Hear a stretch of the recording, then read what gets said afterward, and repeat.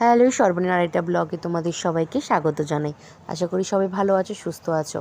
তো আজকে দেখো করেছিলাম মুসুর ডালের বড়া দিয়ে ঝোল। ডালগুলোকে ভালো করে পেস্ট করে নিয়ে তার মধ্যে পেঁয়াজ লঙ্কা দিয়ে বড়া ভেজে নিয়েছি।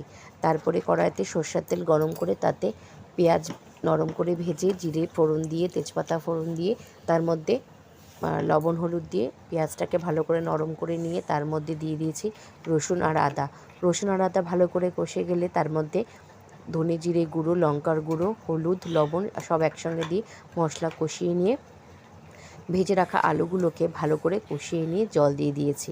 এখন দিয়ে দিলাম স্বাদ মতো মিষ্টি।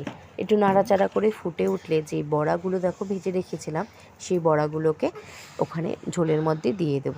একটু বেশি পরিমাণে ঝোল দেব, কারণ বড়াগুলো নয়তো সব ঝোল কিন্তু টেনে নেবে। সেই হিসাবে একটু বেশি পরিমাণে ঝোল দিয়েছি, দেখতেই পাচ্ছ। কারণ এখানে ঝোলটা একটু ফুটে উঠবে, বড়াগুলোর মধ্যেও একটু ঝাল মিষ্টি সব ঢুকবে। এই দেখো ঝোল আমার ফুটে উঠেছে। এখন গরম মশলা দিয়ে নামিয়ে নিলে আমার রেডি মুসুর ডালের বড়া দিয়ে ঝোল বা ডালনা, যেটাই বলো না কেন তোমরা।